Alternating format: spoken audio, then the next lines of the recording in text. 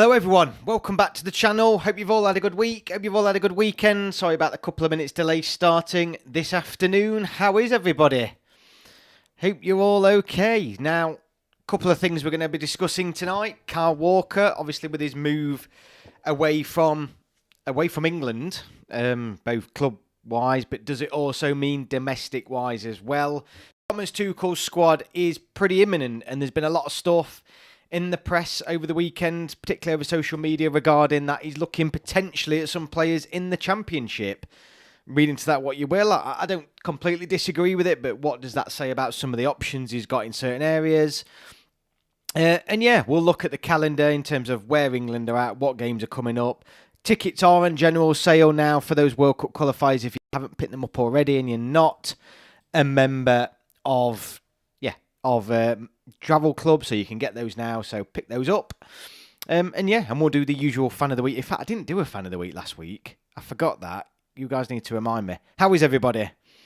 Charlie, are you, mate? Good to have you with us. Gate 102, one of my channel members, all incredibly valued, but particularly you, Gate 102, evening chat. So, how is everybody? Let me take a quick look, actually, at the, because I know Spurs lost again. And you'll all be pleased to know that I have been working a ton on this documentary. I'm sticking to my deadline that I said for the first part anyway, of around about mid-Feb. That will be out. Currently 0-0 Man United, 1-1 Villa and West Ham, Leicester 1 and Palace and Brentford 1-2-1. Okay, so I'm up to date with the scores. I've not been up to date. I had a bit of a nap this afternoon, it has to be said. So, I mean, ultimately, we're now at that point where it's just going through the motions. We're all waiting for these international fixtures to come up. So, I'm just going to go straight into the calendar because that's what we need to be looking at here. So, England women play Portugal in Portugal on the 21st of Feb, for those that are interested in that game. England also play Spain at Wembley Stadium at the end of February. That's the women's team. So two quite interesting games there from the women's perspective to look forward to. And obviously last week's live stream, and we'll probably touch on it again this week actually, for those that weren't here. Obviously this is the year for the Lionesses to defend, hopefully, their European title. Do we think they're going to do that? I think those two games, particularly the Spanish game, because I think I said last week, I think Spain are the best team in the world at the moment, in the women's game that is, well, arguably in the men's as well, but yeah, I think that'll be a really, really good test. A really, really good test for the Lionesses. And it'll give us a gauge in terms of where we feel like they're at. Going into March then, so these are some of the games that we're looking at. So England-Albania, the 21st of March, which is a Friday night. Rather weirdly, and does this happen often? I don't think it does. France under-21s and England under-21s are also playing that same night. Now, usually, I think they do separate them out. Because I know some lads who go to the under-21 games then come back home and go to the senior match. But they're interestingly playing them both on the same night.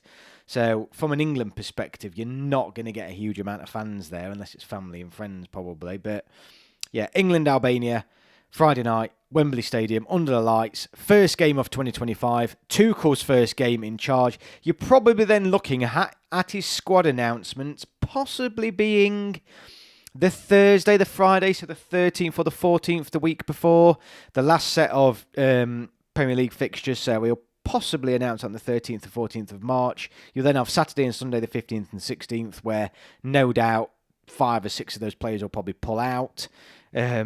And then, yeah, they'll go into the international break the following week. So that's England's first game of 2025. And then, obviously, England play again on the Monday, the 24th, England versus Latvia, again at Wembley Stadium. I'll be honest with you, this is the game, I believe, where I think everybody, I might be wrong there, but there's a huge amount of £20 tickets, I believe, or 20, 25, really cheap, essentially, because England versus Latvia, Monday night, separates the hardcore, doesn't it? I mean, if Wembley get anywhere near filling that out, they'll have done well, which is probably why they've already looked at the tickets going now to £20. So if you want to go and watch England, that might be, if you've never been before, that might actually be a really good chance for you to go and watch them. If yeah, if you've never gone out and seen England play before. So, yeah, definitely worth a look out. I think you've got to say, I mean, we'll come on to predictions and stuff like that. Then, where are we? England women then play Belgium on the 4th of April. What else I've got? Sorry, I've got it all in my calendar here, so bear with me. I think so far that's about it. I know. Oh no, hang on. Belgium versus England as well on the 8th of April. No, wait, is that right? I've got 2 dates in my diary for with England women versus Belgium, so I need to double check that. May. Well, that's it really. So that's the start of the year. I'd be hoping that not many people will pull out of TT's first squad. Well, you'd hope so, wouldn't you, mate? Says Russell. I 100% agree with you, mate, but I just feel like you're probably still going to get your pull-outs. Yeah, I mean, you don't know. Yeah, I mean, we don't know, quite frankly, the pressure that some of these players do get put on by their clubs. It's difficult, but I don't know. You'd expect, you're right, you would expect less pull-outs this time around, but who knows? I mean, it got to a point, was it under Lee Carsley, it was just getting outrageous, wasn't it? Absolutely outrageous. I mean, 7, 8, 9 were pulling out, and in some aspects under the Gareth Southgate as well towards his end. So, yeah, it's just there's just been a lot of issues with squad pull-out. So let's hope that hasn't happened. I am going to start, because it's hard to keep track. I am going to start to keep a list of players who do pull out and see if there's some common problems, some common players. I used to pick out Trent Alexander-Arnold in particular as one who always seemed to pull out of squads. Don't know if that's true. I think it was at the time. I think he pulled out of a lot of squads. Not so much now, but let's take a look anyway. I think there's definitely been some questionable pull-outs, particularly in those Nations League games under Lee Carsley. On his last 2 games. Gate 102 will be interesting with Walker. His experience could be a key, but don't know whether he is at the same level he was a few months ago, only getting older and slower. Can't wait for these games now. Just want them to come immediately. Sick of club football. Absolutely, mate. I mean, just touching on Kyle Walker, I'll come into your comments in a minute, Russell. Thanks for those. Yes, so the Nations League games for the women. We'll probably live stream those. Let's get some live streams going on the channel. We'll give them a chance to get some... look at some new graphics, see what I can do. And I'm quite excited because Tuesday I am getting new internet. All singing, all dancing, full fibre. Apparently 12 times faster apparently than what I've got now. I mean, I'll believe it when I see it, but I'm pretty sure my internet is going to be much improved from Tuesday. So definitely want to test that out with some live streams for these matches coming up, particularly the women's games where I'm not going to be there. So I might as well live stream it. Just looking at...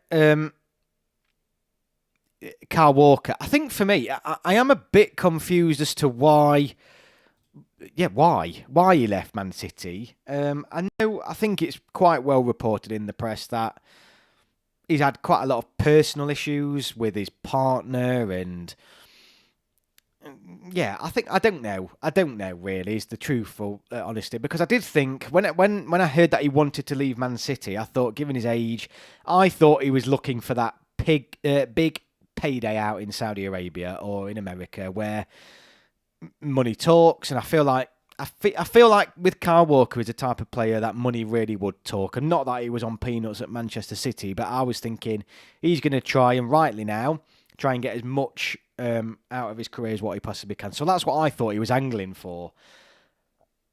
I was a little bit surprised actually when the AC Milan the signing by AC Milan was announced. I was actually quite surprised because, I don't think there's going to be an increase in his salary. I think they're just essentially covering his salary. I'm assuming he's getting some sort of compensation or fee, or I don't know. There must be some, obviously, maybe slight financial incentive for him, but it just seemed an odd one. And that to me, where it brings me back to, is this personal reasons? Does he want to get out of England? I think he's had a lot of problems with his partner. He's obviously been...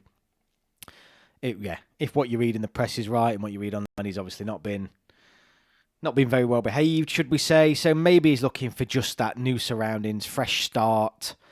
But yeah, it just surprised me because I did honestly think it was to do financially. I thought he wanted that yeah, I just thought he would do that. He wanted that big payday out in Saudi Arabia or something like that. But it does throw up an interesting question, because obviously for years England have apparently had an abundance of right backs, and we have had an abundance of right backs. But all of a sudden now, I think it's looking a bit, yeah, and not quite as strong, particularly when you consider most people's misgivings about or perceptions about Trent Alexander-Arnold's ability to defend, particularly in a back four where he's actually expected to defend. No one doubts him going forward, but he's not a right back I really want to be going into a tournament against a major team, and put him against someone like Mbappe or someone like that, and we're going to get absolutely torn to pieces, I think. But he's no doubt a good player. So this it does bring up an interesting question. Obviously, Ben White is a player I've spoken about on this channel previously in regards to Thomas Tuchel will, I think, look to call him back up. That's pretty much what we're sort of hearing. Whether he does or not, I know there's been some injury concerns and things like that, but Ben White is obviously an option that could come in there. Trent is obviously the other one. There are options, but Kyle Walker is Kyle Walker. He's a fantastic right back. Nobody can deny Kyle Walker is a quality right back. He's probably lost that slight edge in pace, but he's still probably the quickest player we'll have in that back line. So it's, you could argue, quite frankly, he's still got a job to do. He's still got a job to do. Kieran Trippier obviously retired from international football, so.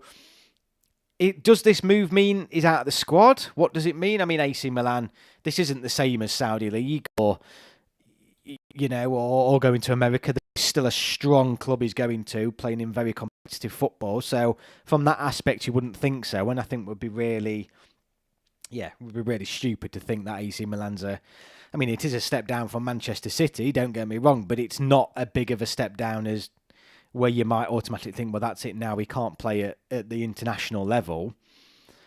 So, yeah, it's a difficult one. I think it's a difficult one, and I think it's one of those areas that the right-back position, along with the centre-back and those central midfield areas that we've said time and time and time again on this channel, they're the key areas for Thomas Tuchel to look at, and it'll be most interesting. Gate 102... would he do a job at centre-back? Well, absolutely, and he has done before, doesn't he? I mean, that's the thing. What system is Tuchel going to play? Is he going to play back four? Is he going to play back three / back five? Players do evolve as they get older in terms of position, and maybe he could be one of them. He played there in his last game. Yeah, I mean, he's played there throughout his England career, to be fair, mate, and he's coming in and out of that position. I personally wouldn't be looking at him at a centre-back now. I think we've got to look at other players coming from in the centre-back position, and, Gahey's cemented his place, and I think there's other players to come in there. Russell, I think he just fancies a new challenge. Obviously won it all here. Opportunity to try somewhere else. Still at high level. Italian Serie A, a bit slower. Ideal for him slowing down. Yeah, no, I agree, mate. I agree. I don't know. It just seemed to surprise me. Maybe with the way Man City's season's going, he's thinking, right, there's not going to be an awful lot I'm going to get here now. So, yeah, I might as well go in, like Russell said. Last chance for me to play in another country, I suppose. Charlie, I think Walker's defensive attributes won't match the Italian league at all.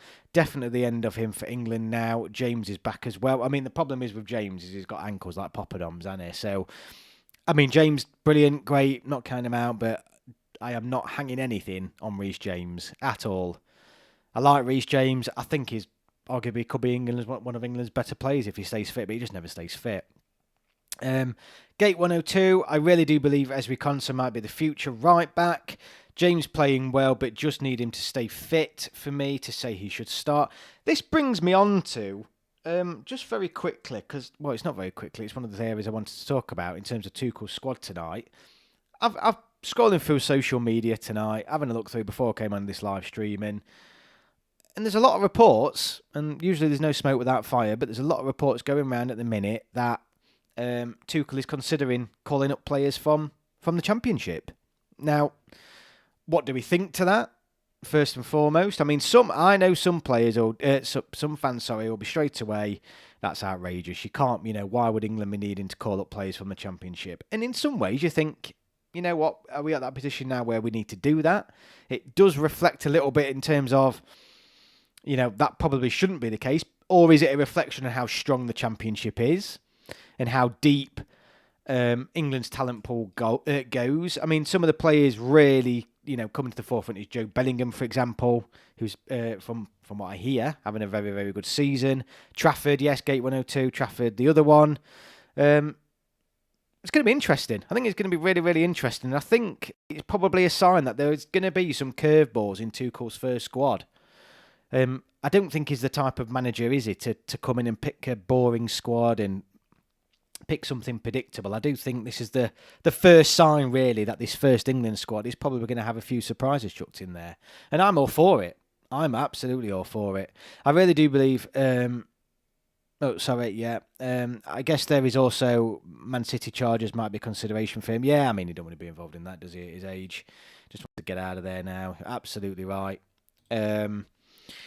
Bellingham and Trafford, Gate 102. I don't know whether Job is ready or not. Maybe his name makes people believe he's better than he actually is. He looks good, but don't know if he's England quality yet.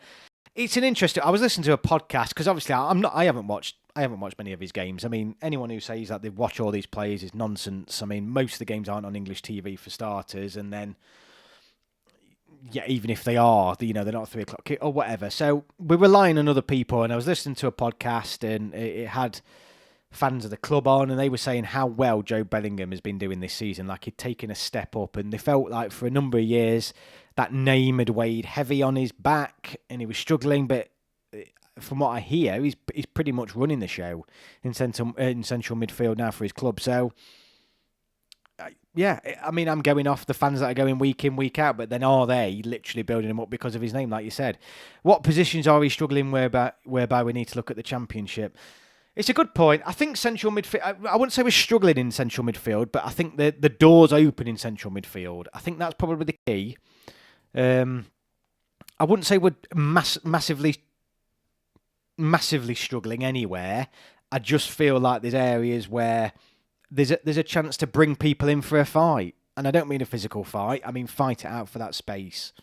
So, let's see. I agree with you, Bohemian. I think you've got to think, do we really need to go to the Championship? I do think people say the Championship is a very, very strong league. You put it in comparison to some leagues in Europe. Would it compete? I don't think it's on the same level of a Serie A or La Liga. I'm not one of those England fans that think everything English football related is better. But there's certainly talented players in the Championship that arguably need a look at, and arguably will be playing their last season in the Championship, whether their teams get promoted or not. A left back from the Championship, I can understand, but not an attacking midfielders. No, I agree, Gate 102 completely. Bohemian, we got too many options in central midfield, don't we? Especially after Gomez was brought in. Yeah, no, yeah. You could agree with that. You could not agree with that. I mean, if you're looking at Joe Bellingham in particular, it does have a slightly different dynamic because obviously his brother's in the England squad. Does that help him in terms of that cohesion within the starting 11? I don't know. That could be an impact. Ultimately, the Neville brothers sort of had that, didn't they, in their career? I hear you. I wouldn't be surprised if Tuchel, from what I'm understanding, did call some of those players up. Bear with me 1 second, guys. Something.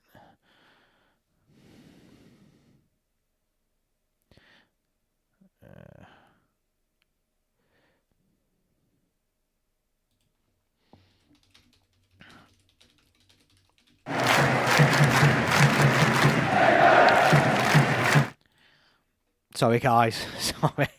Where we go? Hang on 1 second. When I'm typing, if I press back, it takes it back to my intro. Bear with me.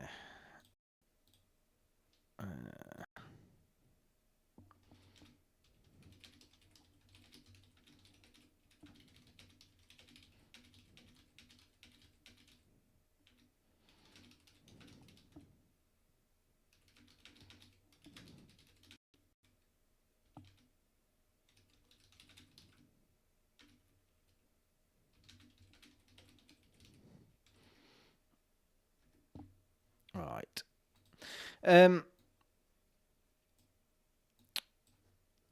Something that I thought of recently, will he stick with Kane as captain? Think it's an ideal opportunity to make changes, says Russell. Interesting point. I'll be honest with you, I think he will. I think he will. I mean, none of us know, do we? I think it's a good point. My next question then, who would be captain? Who is going to be the player who's, Declan Rice, maybe. He's probably the one player that jumps out in terms of most likely to play every game. That's it. Because Kyle Walker may have been up there, certainly, but I don't think he's guaranteed to start every game. Jordan Pickford, maybe, but is he really a captain type? Bellingham, I don't think's captain. He's not a captain. I don't want him to have that responsibility anyway. Gate 102, Russell Osborne, I really hope so. He just lives and breathes playing for England more than anyone else.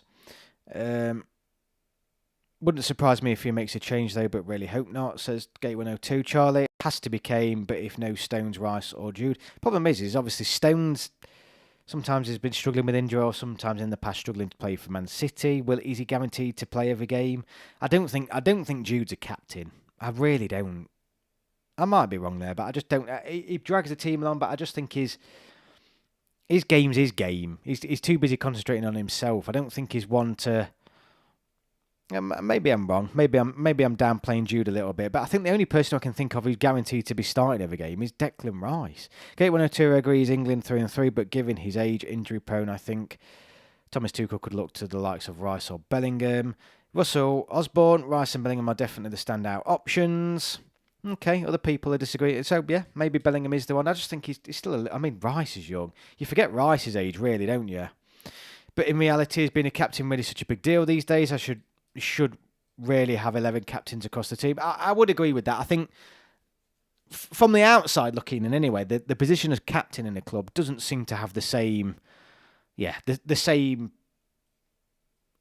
responsibilities as it used to, probably in maybe even the early noughties, 90s, certainly 80s and 70s and stuff like that. I think captain is, I don't want to say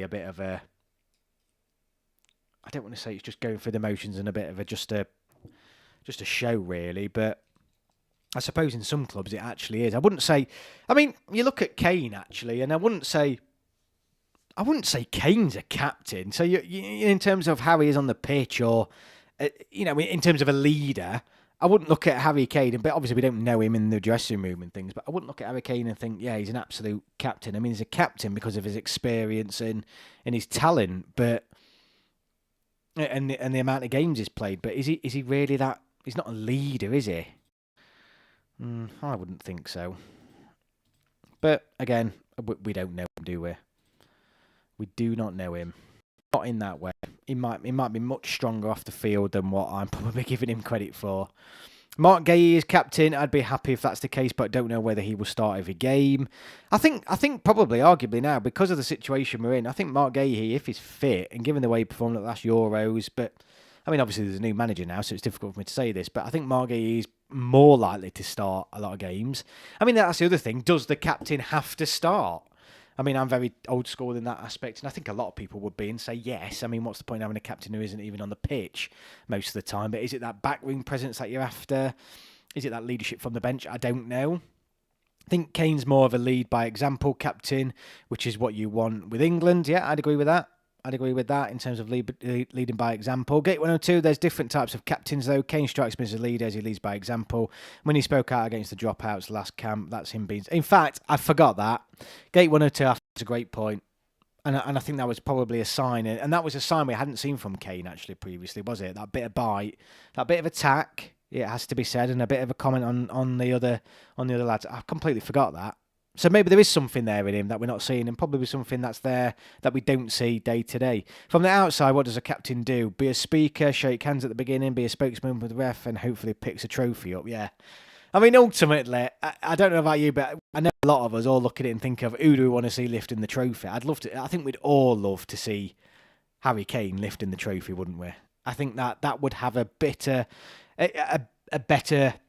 sweet. Let's be honest, I couldn't give two flying monkeys who picked it up, if I'm honest with you. If we win the World Cup, I'm not bothered if the dinner lady's picking it up. But as long as someone picks it up, that's all I'm bothered about. But to see Kane lift it, and I think now, imagine if we changed captains and it wasn't Harry Kane that was the captain. If we went on and won the World Cup and it was somebody else, you'd feel like, oh, just give it Kane. Let him lift it, because he's done I mean, apart from the France penalty miss, which we'll not talk about.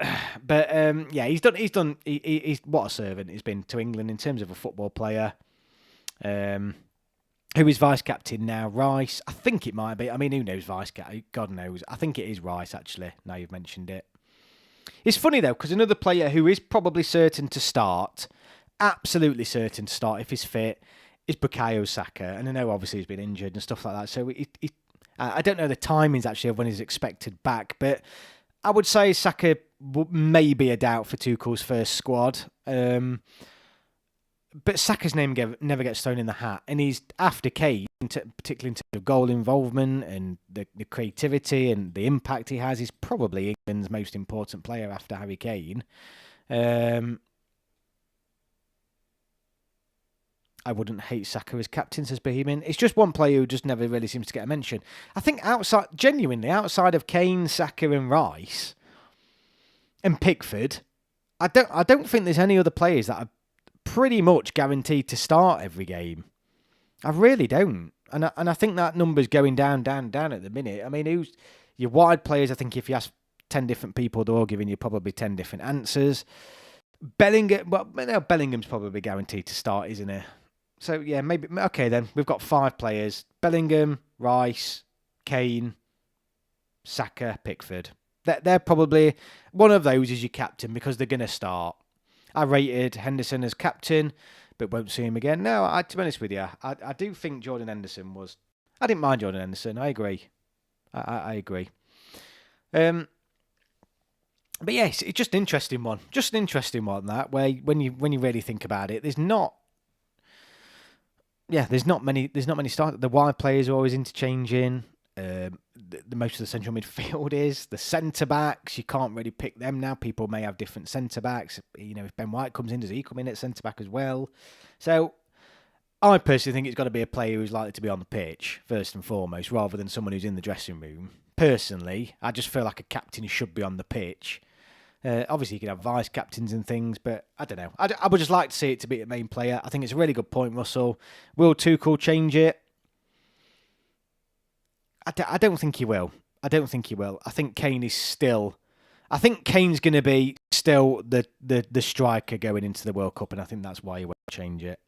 I don't think anyone else is replacing Harry Kane between now and the World Cup, unless, you know, a lot can change. But yeah, I don't know. It's a tricky one.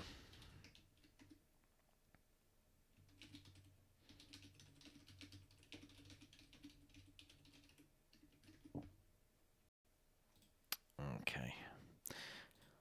Let's have a quick look at the... bring Ben White back and make him captain. Imagine. Oh, imagine that. Absolutely imagine that. I mean, I'd be kicking off for one. I mean, bringing Ben White back, we've had this conversation, but bringing Ben White back full stop's controversial. But the problem is he's likely to start. I mean, if he's fit and well and all that lot, but he's been arguably one of the most consistent English defenders over the past couple of years, hasn't he? Really, certainly for club level. So you're looking at Ben White, if he does come back into the squad as a potential starting player in that back line for England at the World Cup. I think, as daft as it sounds, it's a weird one. Like Everton, I look at Everton and their defensive line and some of the players that they have. And, you know, yet again, yesterday, another clean sheet. And, you know, I look at Branthwaite. I mean, Tarkowski, you think them two together, they're playing week in, week out. They're not doing a bad job. I don't think they're doing a bad job at all. And how many English players can you pick where they're both playing together week in, week out, for example? It's a tricky one. It is a... Just looking, yeah. I mean, they've only conceded 28 goals this year. That's exactly the same as Newcastle. Well, one more than Newcastle and Forest. Only 6 or 7 less than Liverpool and Arsenal. I mean, down where they are in the table, for example, Tottenham's conceded 37, West Ham's conceded 44, Man United have conceded 32, Wolves 52, Ipswich 47, and obviously Southampton at the bottom with 53. Everton with 28 goals conceded. They're a good partnership. They are a good partnership. I think Branthwaite was he was well in with a shout, wasn't he, at the Euros of getting a call up, and I think he just missed out. 22 years old. He's an absolute unit as well. Like the geezer's massive. I'd like to see him give a go. Giving a go. I really would. I really would. Hi, Match Channel. You all right? Match Channel. I know you did receive your parcel, didn't you? Obviously for his winnings from the quiz. I'm going to try that. I'll try that quiz. That's the other thing, because obviously I'm updating my internet. Fingers crossed it's going to be even faster. No, there was some issues for some people on the quiz. Not all, I don't think. But I am, because I'm going to full fibre on Tuesday, we'll give it another go. We'll do another little dummy quiz at some point and see what else we can do. We've got to consider experience as well. We can't just pick the best players on form. It would be handy having Maguire in or someone like that. I mean, Maguire, we said it last week, he's having a relatively good season, isn't he, as well? I know, well, certainly in terms of Man United's form and stuff, but he hasn't been that bad.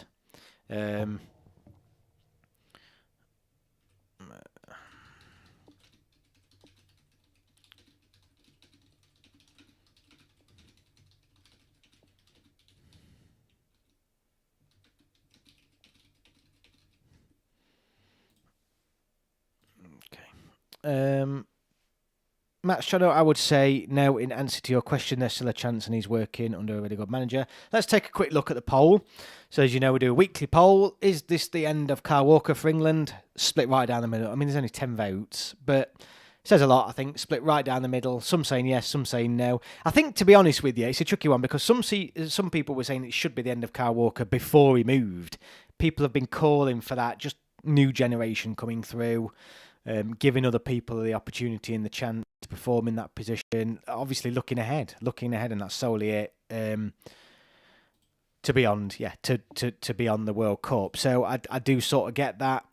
It's not so much. It's tricky because with his age, it's like, yeah, he would still do the job now, but it is looking ahead to when the World Cup is. It's still obviously over a year away. I am moving more to the favour of not the end. I think probably that would be an extreme, so I would probably be saying no, not the end. But in terms of a starter for England, I would agree with that sort of mindset where we need to start to look to the future a little bit. I think, or certainly give other people options and experience in that position. Most definitely. So if you're new in the chat, obviously hit the subscribe button so you can comment, join the chat. Everybody's welcome here. If you're new here, obviously as well, hit that subscribe button. Could do with some subscribers building up. Again, I think I said the other week, stalled a little bit on subs, but I think we'll get another surge as the tournament starts to come round. And obviously answer the poll. We've got 11 votes, 10, 11. It's swapping back and forth at the minute. Yeah, hit the poll and let's see what we get towards the end of the evening. So, who's going to the games? Who's going to the games in March? I mean, I was having a look because it's like Friday the 21st till Monday. I have had a look at like staying over in London for the whole weekend and making like a bit of a short break of it, really, because I'll be honest with you, I'll have to take Friday off work. I have to take Monday off work and Tuesday because I can't really take half days. So I have to, I won't be able to set off in time to be able to get to the game if I went to work on Monday.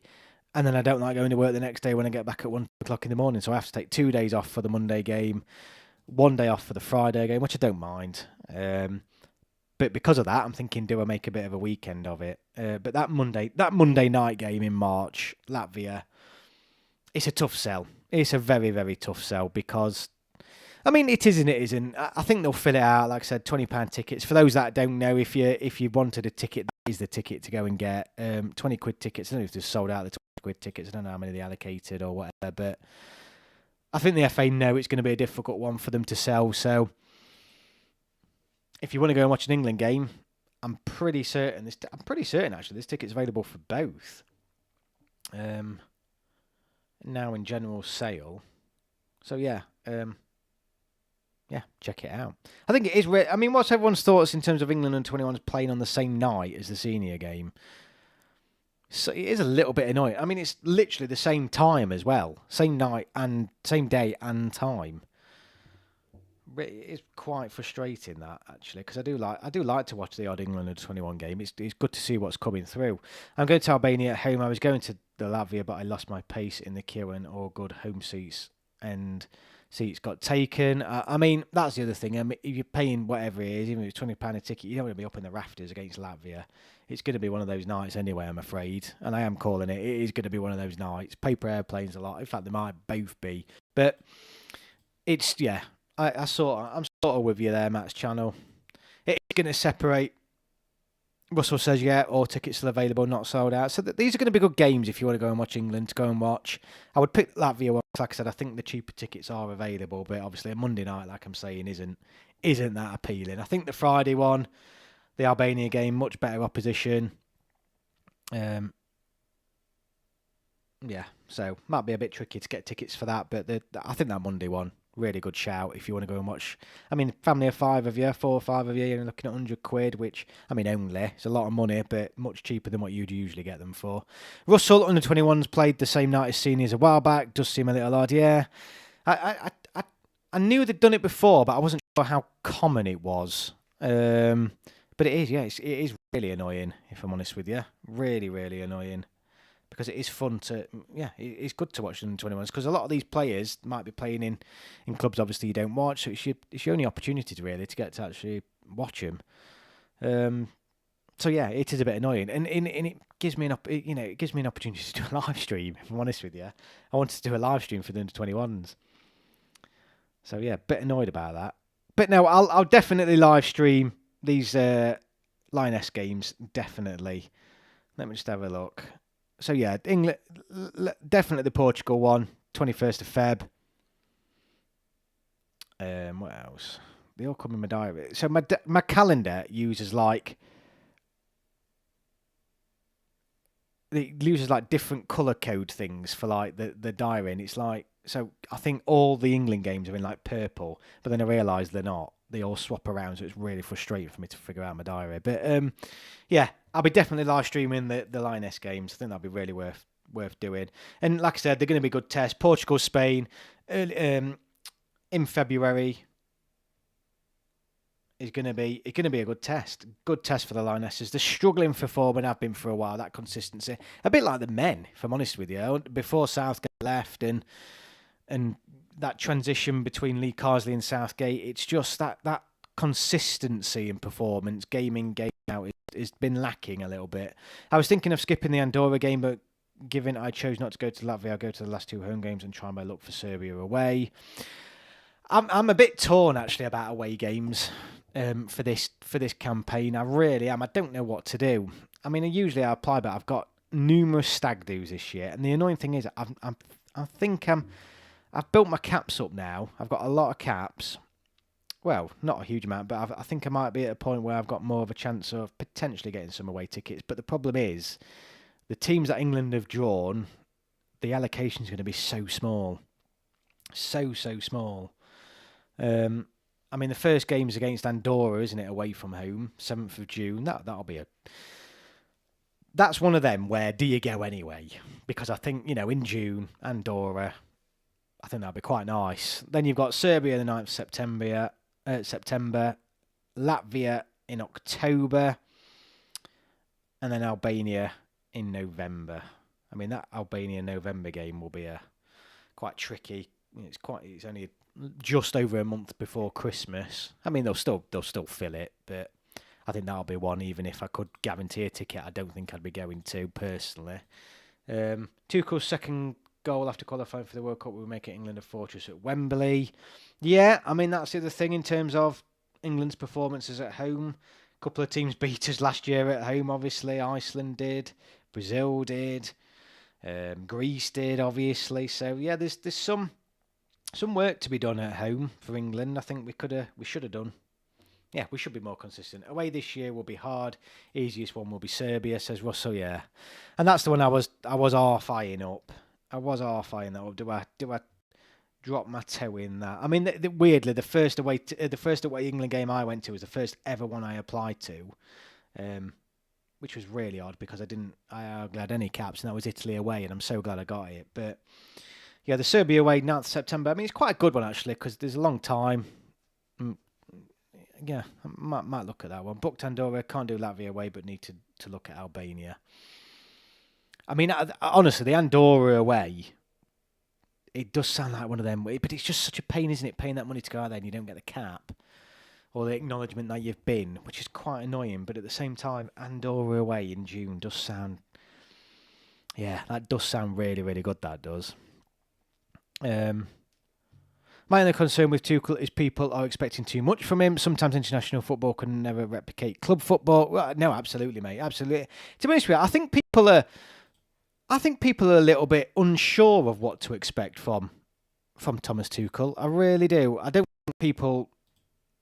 Yeah, I think people are just going into it with a pretty much an open book, really, and saying, show us what you're all about. I think it'd be interesting if we do come up against a couple of bad results and performances, how that's reflected in the media, because what has changed in the media over the years from Gareth Southgate is that relationship with the manager and the players.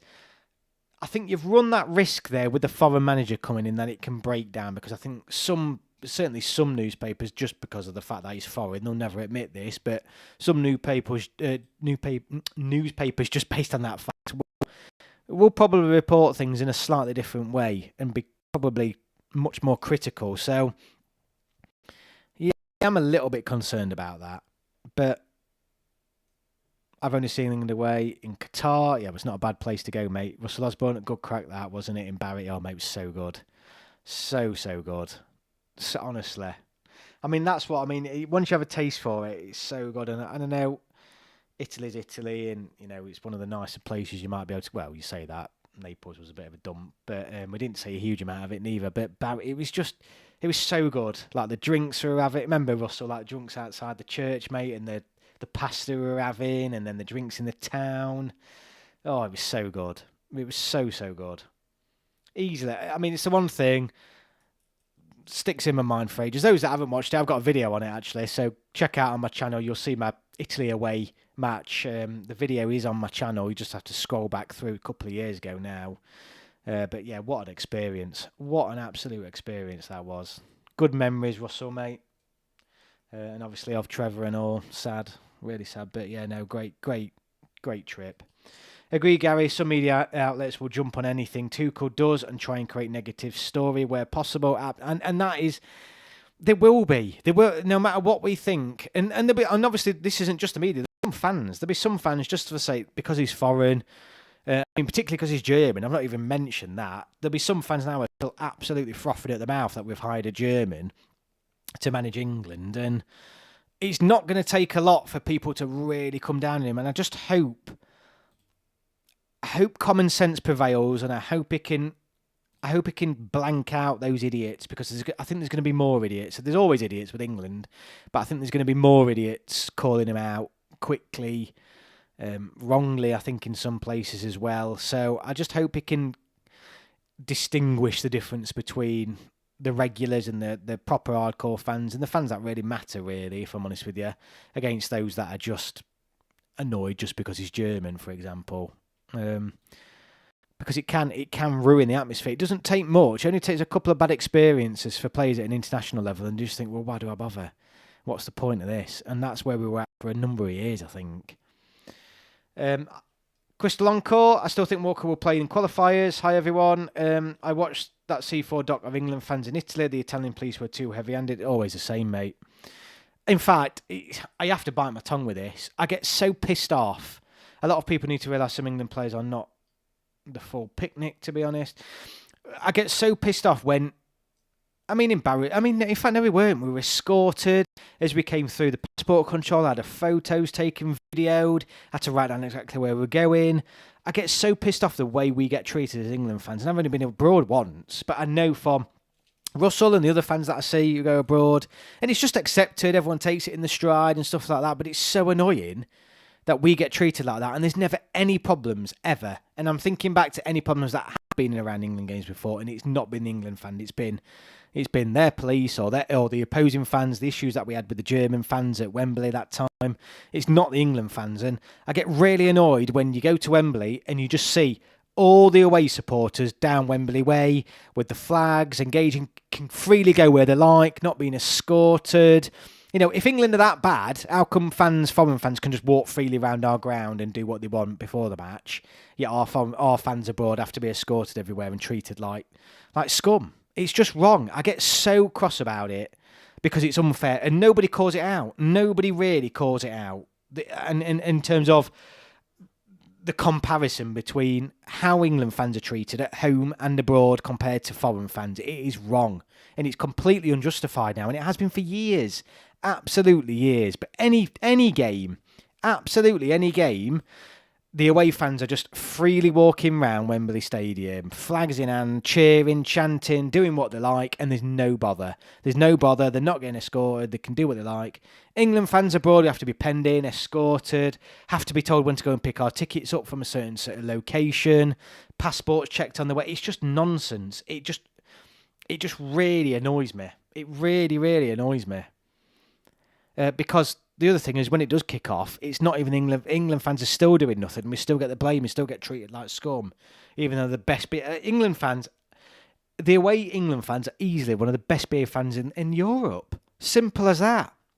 Look at the troubles there's been in Germany over recent years, in Spain, with the racist chanting, and I can't remember an England Premier League player sat in a press conference crying his eyes out recently because of racist chants in the ground. They've called stuff out like the odd idiot, but you've literally had like Vinicius Junior, for example, in press conferences crying because it's large sections of the fan base chanting it out. And if that was in England, we wouldn't hear the end of it. The press would be all over it. All European press would be over it. Everyone else's fans would be calling us scum. And there just seems to be another bar for England fans that we get treated completely differently, even when we've been the best behaved fans for a number of years. I'm not saying you don't get the odd isolated incident, of course you do, but day in, day out, English football fans are by far the best behaved fans in Europe. Whenever England fans get digged at, I get insulted on behalf of the loyal members like you and Muscle rather than myself. It doesn't make any better when they say I'm an exception. Mate, the atmosphere at England, everyone's welcome at an England game. There's no trouble, no bother, trust me. And the way England fans get treated abroad is disgusting. Absolutely disgusting. And that away game in Italy, there were no problems in the end, but the way we got treated really was outrageous. It was absolutely outrageous, mate. And I know there was a little bit jumpy because the week before the Germans had rocked in and smashed the place up, but there was no barrier. Nothing like that happened with England at all. It was never threatening to happen like that. And any problems that were caused by them. It was just, it was outrageous. Absolutely outrageous.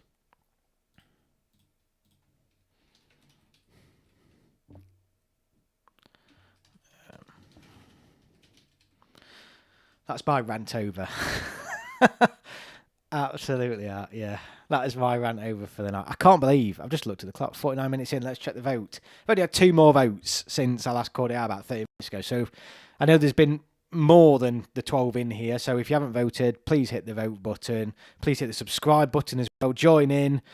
At the minute, it's 50-50 again. So when we get an even number, it's going back to 50-50. So I think it's fair to say we're all pretty split on this. And it shows probably how much of a difficult decision it's going to be for Tuchel when he comes in. It's going to be a really, really difficult decision for him because he needs to have a look in terms of it's right in that middle ground between weighing up what's best for the future and what's best for now for England. And it is that balance, like people have said, about experience and new players coming through. But ultimately, he's now got 18 months and either he moves ahead with a sort of a new look England in terms of let's bring these players through and get them ready for the World Cup, or he sticks with the old guard a little bit in some areas and says, right, these are our guys and these are the bits I don't have to worry about, and let's concentrate in these other areas. It's a tricky one.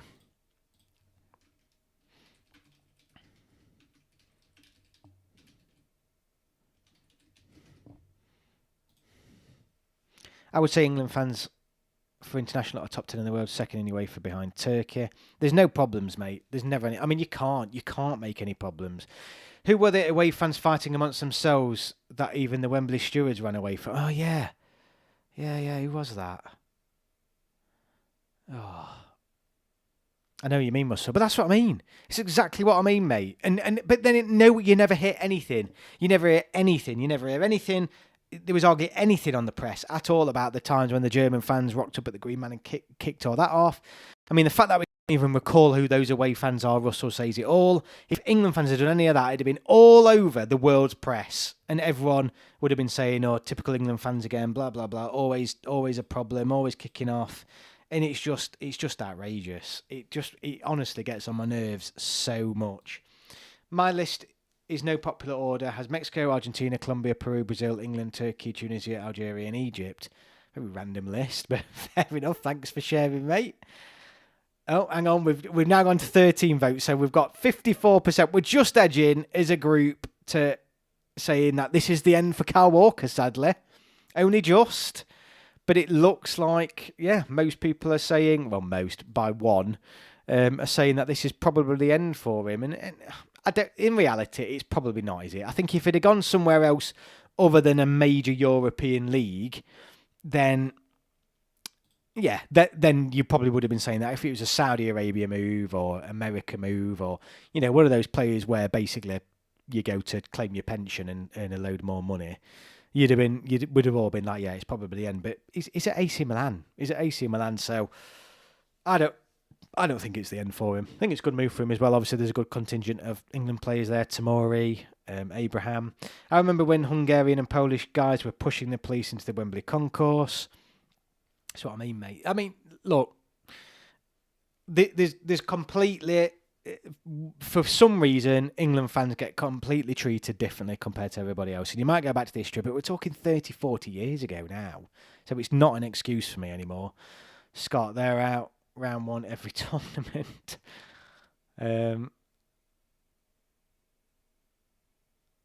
Crystal Gate 102. If it's the end, Walker can go out with his head held high. Been pivotal for England for many years. Hopefully he gets a few more caps. I want him to get to 100 caps.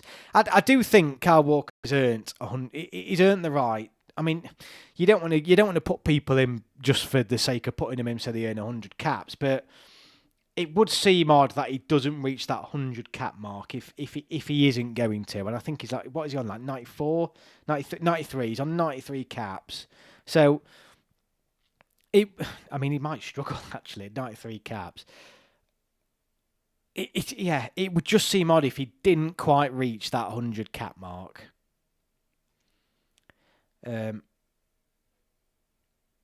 Oh, right, Gate 102. Yeah, he's on 93 now, so well possible. It is, but he's got to play.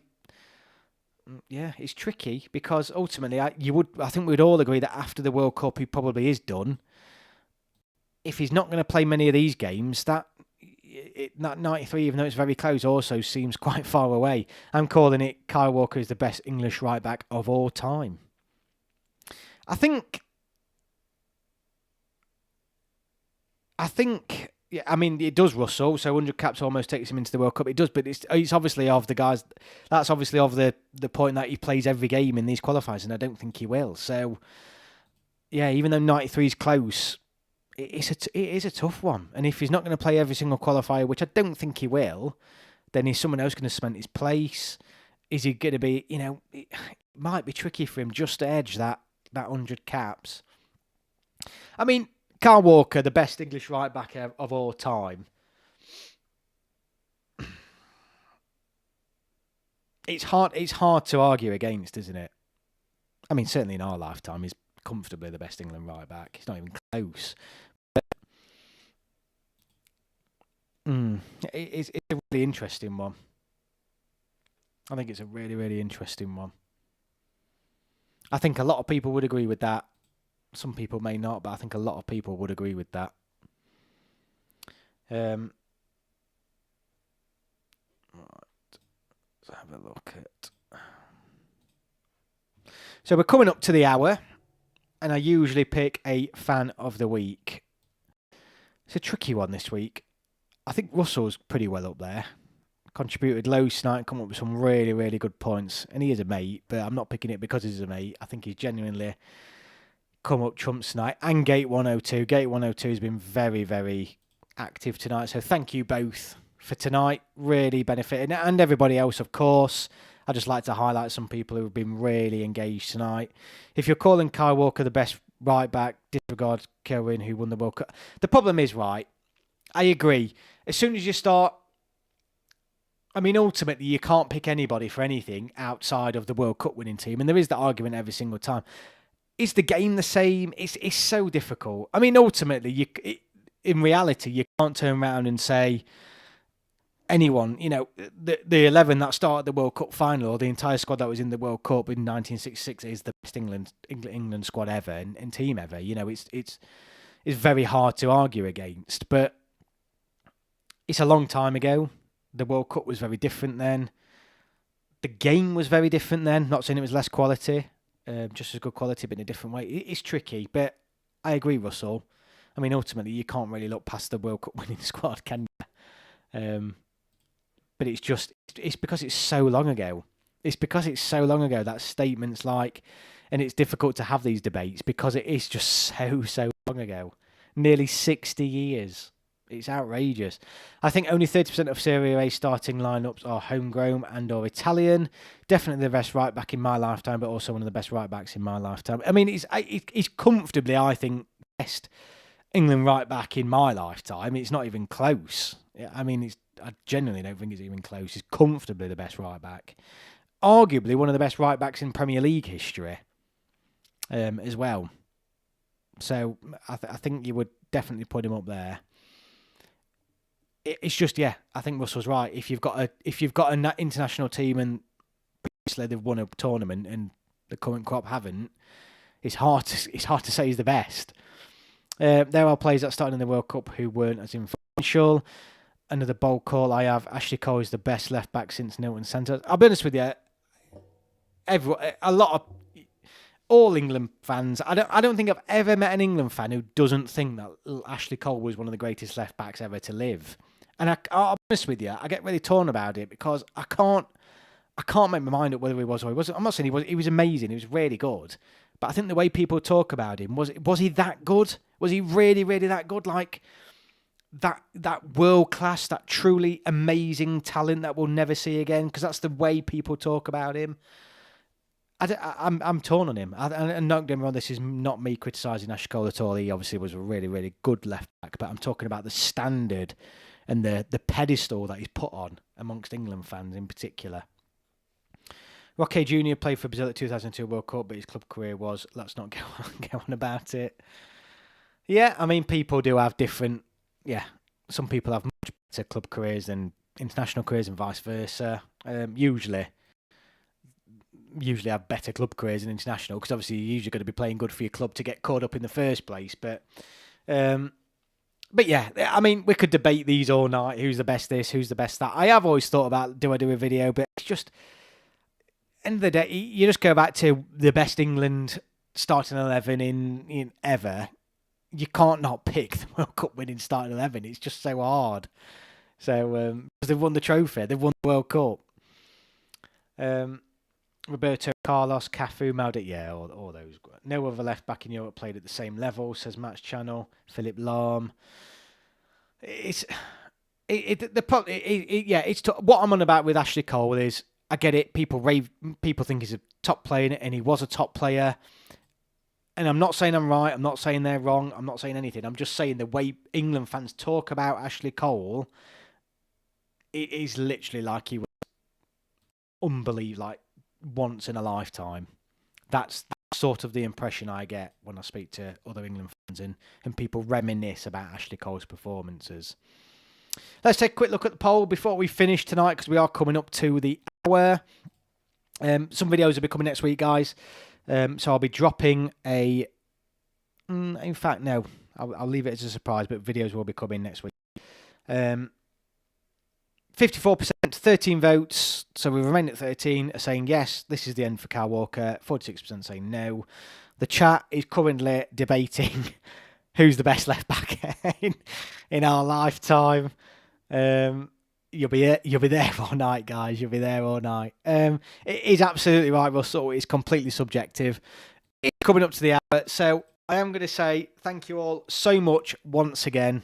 Another great night. I can't believe particularly this time of year when there's not a lot to talk about in terms of pre-planned. You know, there's no games coming up as such. There's not really anything close to the horizon. We're still a couple of months away from stuff. It's amazing how we just get on here and I just rabbit on, and all of a sudden we find conversation and talk. And this is why the chat is so good, and this is why I like to pick out fans of the week. And it's not to say everyone doesn't include it, not everyone doesn't contribute. Everyone contributes. It's really great, but I like to highlight them because without this chat, I'd struggle to fill this hour. If you guys just sat there and didn't interact with me, I'd be just talking to myself for an hour, and it'd be very, very difficult for me to come up with topics, particularly at this time of the year. So thank you all so much. Really appreciate it. Pleased to know, chat. The documentary is well on its way. I'm splitting it into 2 parts, so I just can't physically get it done. You'd be waiting until next Christmas if I did it in 2 parts. If I did it in 1 part, sorry. But thank you all so much for watching. Have a great week at work, school, whatever you're doing. Up the England, the squad will be coming up closer soon, and some England games, starting off with the Lionesses. So thank you all so much for joining me, and I will see you all on my next video.